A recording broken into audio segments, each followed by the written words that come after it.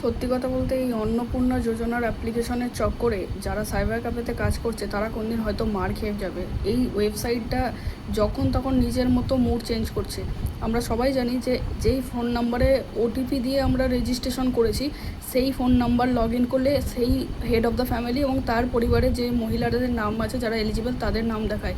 But আজকে একটা আমি ঘটনা দেখলাম যেখানে একজনের নাম দেয়া আছে এবং ওটিপি দিয়ে যখন লগ ইন করছি তার মেয়ের নাম্বার দেওয়া আছে। তার মেয়ে অলরেডি ম্যারিড এবং অন্য পরিবারের সাথে তারা অন্য ফোন নাম্বার দিয়ে রেজিস্ট্রেশন করেছে।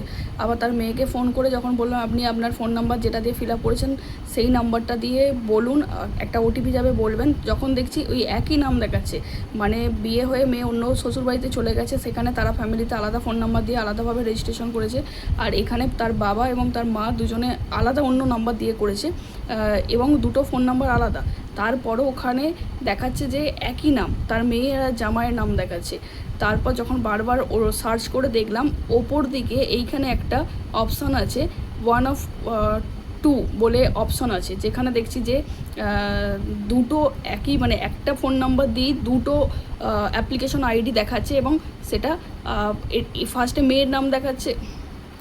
তারপর যখন ভালো করে চেক করলাম তখন দেখছি একই অ্যাপ্লিকেশনের জায়গায় 1 of 2 করা আছে। তার মানে পাশে আর একটা অ্যাপ্লিকেশন নাম্বার শো করছে, যেখানে ঠিক এই যে সাবমিটেড লেখা আছে ঠিক এর ওপরেই একটা অপশন আসছে যেখানে লেখা আছে 1 of 2 বলে, এবং সেই নাম্বারটাতে করা আছে তার মেয়ের আর আরেকটাতে করা আছে তার মানে বাবা আর মায়ের। তো আমি জানি না কীভাবে কী সিস্টেমে হচ্ছে, সম্ভবত এটা আধার লিঙ্কের নাম্বারটা হয়তো এই বাবা মার নাম্বারটা ওই পরিবারের কোনো আধার কার্ডের কারো পরিবারের নাম্বারের সাথে লিঙ্ক আছে, যার জন্য এই জিনিসটা দেখাচ্ছে। এটা আমার তো ফার্স্ট আজকে খুব একটা রেয়ার ঘটনা দেখলাম। আমি জানি না এরপর কারা কারা কী ফেস করবে। তোমরা যারা পোর্টাল লগ ইন করছো অবশ্যই ভালো করে আগে দেখে তারপর কাস্টমারকে সাজেশন দাও যে এই করতে হবে বা এই হয়ে আছে, নাহলে কোন দিন আমাদের মতো যারা সাইবার ক্যাফে কাজ করছে তারা মার খেয়ে মরে যাবে।